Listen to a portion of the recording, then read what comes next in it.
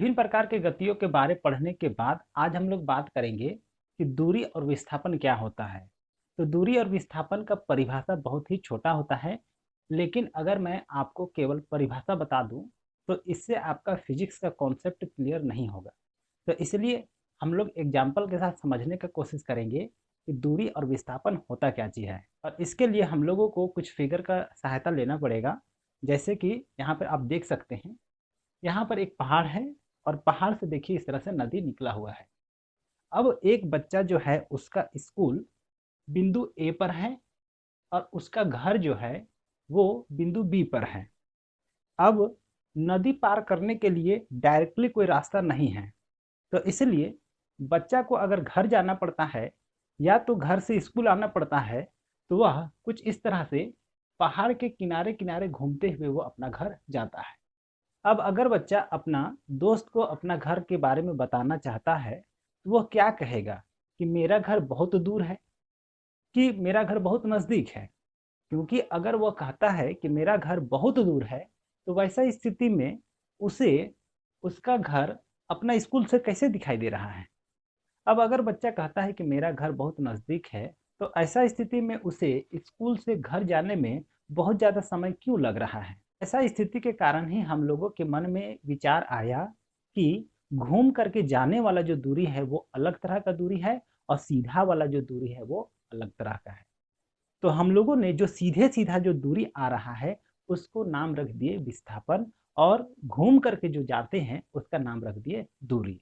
तो इस तरह से अब बच्चा अपना घर का स्थिति बताएगा तो किसी को भी बहुत अच्छा से समझ में आएगा। बच्चा कहेगा कि मेरा घर और स्कूल का विस्थापन बहुत कम है, लेकिन मेरा घर और स्कूल का दूरी बहुत ज़्यादा है। तो इससे कोई भी समझ जाएगा कि बीच में कहीं पर डिस्टरबेंस होगा, जिसके चलते वह स्कूल और घर डायरेक्टली नहीं जा सकता है, उसको कहीं घूम घाम करके जाना होता होगा। तो इस तरह से हम लोगों के सामने दूरी और विस्थापन आया। दूरी और विस्थापन को जब भी हम लोग बोलते हैं तो इनमें थोड़ा सा अंतर करना पड़ता है, जो कि जनरली हम लोग ऐसा नहीं करते हैं। तो इनमें क्या अंतर करना पड़ता है उसको चलिए समझने का कोशिश करते हैं। तो उसके लिए सबसे पहले आप जान लीजिए कि कभी भी अगर आप मानचित्र देखिएगा या पेपर देखिएगा, तो पेपर पर इस साइड में रहता है हम लोग का पूरब, उधर रहता है पश्चिम, मतलब कि ईस्ट वेस्ट नॉर्थ और साउथ इस तरह से होता है। अब एक बच्चा जो है वो वहां से चला पूरब की ओर, मतलब ईस्ट की ओर चला 5 मीटर, है ना, और वहां पर रुक गया।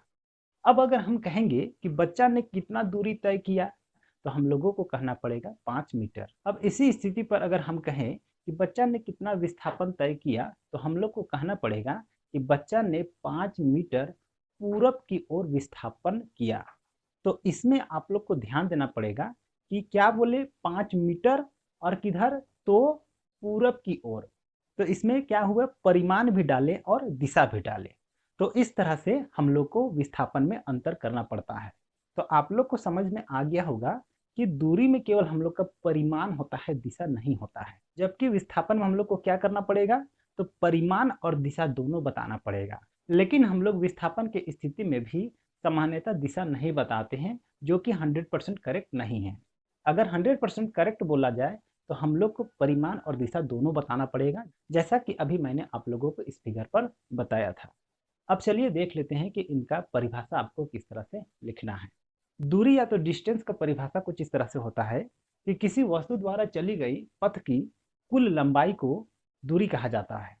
अब विस्थापन या तो डिस्प्लेसमेंट का परिभाषा आपको कुछ इस तरह से लिखना पड़ेगा कि किसी वस्तु का प्रारंभिक स्थिति और अंतिम स्थिति के बीच सबसे छोटी दूरी को विस्थापन कहा जाता है। दोनों परिभाषा लिखने के बाद कुछ इस तरह से फिगर भी बनाइएगा। यहाँ पर बिंदु ए है और यहाँ पर इस तरह से कुछ टेढ़ा मेढ़ा लाइन है जो कि बिंदु बी पर जा रहा है।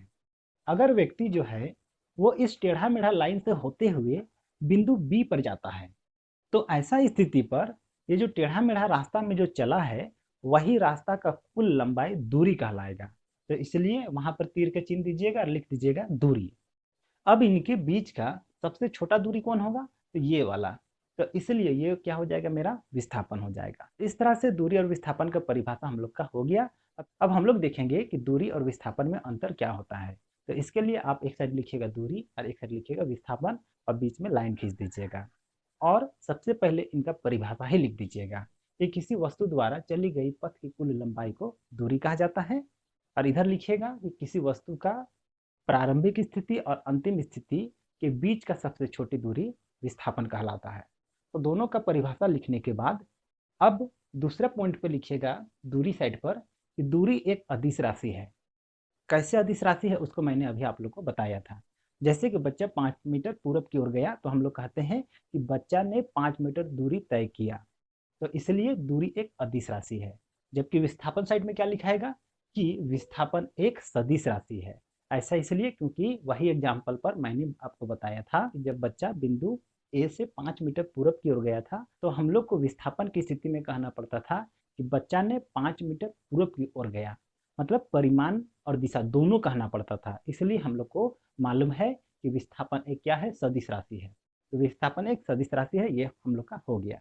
इसके बाद आप लिखिएगा कि दूरी हमेशा विस्थापन से ज़्यादा होता है, और विस्थापन आप लिखिएगा कि विस्थापन हमेशा दूरी के बराबर होता है या उससे छोटा होता है। इसके बाद दूरी साइड में आप लोग लिखिएगा कि दूरी कभी भी जीरो नहीं हो सकता है, लेकिन विस्थापन जीरो हो सकता है। इधर लिखिएगा विस्थापन जीरो हो सकता है। इनमें और भी बहुत सारे अंतर हैं, लेकिन 9th क्लास में अगर आप इतना भी अंतर याद कर लीजिएगा तो आपके लिए काफ़ी हो जाएगा।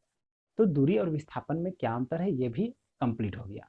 अब इसके बाद हम लोग दूरी और विस्थापन से संबंधित कुछ महत्वपूर्ण प्रश्न है उसको चलिए देखते हैं। तो इसमें सबसे पहला क्वेश्चन आता है आपको कि दूरी और विस्थापन कैसा राशि है। तो इसका आंसर क्या होगा कि दूरी जो है वो एक अदिश राशि है और विस्थापन एक सदिश राशि है। तो ये हम लोग का कंप्लीट हो गया।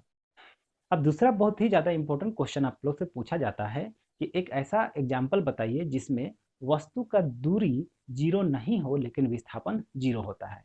तो इसका आंसर समझने के लिए चलिए हम लोग इस फिगर का सहायता लेते हैं।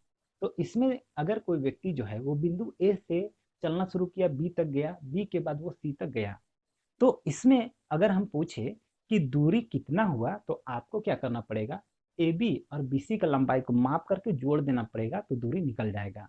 लेकिन विस्थापन क्या होगा, तो यहाँ से सीधे सीधा दूरी मतलब कि ए और सी के बीच का जो दूरी है वो विस्थापन हो जाएगा। अब अगर व्यक्ति जो है वो ए से बी गया, बी से सी गया, सी पर वो नहीं रुका और आगे बढ़ गया डी की ओर, तो अब बताइए दूरी कितना हुआ। तो इधर से ए बी को जोड़िएगा, बी सी को जोड़िएगा, सी डी को जोड़िएगा तो दूरी निकल जाएगा। लेकिन विस्थापन क्या होगा, तो देखिए ये वाला ए डी। तो अब दिमाग लगाइए कि ए सी ज़्यादा है कि ए डी ज़्यादा है, तो जाहिर सी बात है कि ए सी ज़्यादा है। मतलब क्या हुआ कि अगर व्यक्ति जो है वो ए से बी और उसके बाद सी पर गया तो विस्थापन हम लोग का ज़्यादा था। कब, किसके तुलना में, तो जब व्यक्ति सी से डी की ओर गया उसके तुलना में। क्योंकि जब वो डी पर है तो इसका विस्थापन हम लोग का ए डी है, और जब वो व्यक्ति सी पर था तो विस्थापन हम लोग का ए सी है। तो क्या हुआ, विस्थापन अब घट रहा है। अब फिर से सोचिए कि अगर व्यक्ति डी पर ना रुक करके वापस पहुंच गया ए पर तो दूरी कितना होगा। तो दूरी के लिए आपको क्या करना पड़ेगा, A B, B C, C D और ए डी को जोड़ना पड़ेगा। तो दूरी क्या है, तो इसमें कुछ ना कुछ आपका वैल्यू आएगा, लेकिन विस्थापन क्या हो जाएगा, तो जीरो हो जाएगा। तो इसलिए इस क्वेश्चन का आंसर होगा कि यदि कोई व्यक्ति चलते हुए जहां से शुरू किया है वहीं पर वापस आ जाए तो ऐसा स्थिति में दूरी जीरो नहीं होगा लेकिन विस्थापन जीरो हो जाएगा। मेरे अंदाज से इसका आंसर आप लोग को पूरी तरह से समझ में आ गया होगा। एक और क्वेश्चन आप लोगों से पूछा जाता है, ये भी बहुत ही ज़्यादा इंपॉर्टेंट क्वेश्चन है। इसमें आपको पूछा जाता है कि एक ऐसा एग्जाम्पल बताइए जिसमें वस्तु द्वारा तय किया गया दूरी और विस्थापन का परिमाण बराबर हो। अब इसका आंसर समझने के लिए चलिए हम लोग एक और फिगर का सहायता लेते हैं। तो मान लीजिए कि कोई व्यक्ति जो है वो बिंदु ए से चला बी की ओर 5 मीटर, और चलते समय वो दिशा नहीं बदला, मतलब व्यक्ति जो है वो बिंदु ए से बी तक सीधे सीधे आया है। अब अगर हम आपको कहते हैं कि व्यक्ति ने कितना दूरी तय किया तो आप कहिएगा 5 मीटर। अब अगर हम कहते हैं कि वस्तु ने कितना विस्थापन तय किया, हमको कहना पड़ेगा 5 मीटर किधर, तो पूरब की ओर, ईस्ट की ओर, तो 5 मीटर ईस्ट की ओर।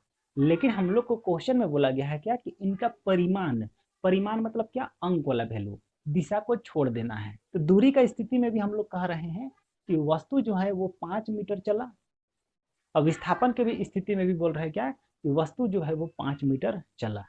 तो इसका मतलब ये हुआ कि अगर कोई वस्तु अपना दिशा नहीं बदलेगा और सीधी रास्ता पर चलेगा तो ऐसा स्थिति में वस्तु का दूरी और विस्थापन दोनों बराबर हो जाता है। तो इसलिए इस क्वेश्चन का आंसर हम लोग का होगा कि यदि कोई वस्तु अपना दिशा बदले बिना किसी सीधे रास्ता पर चलता है तो वस्तु का दूरी और विस्थापन का परिमाण बराबर होता है।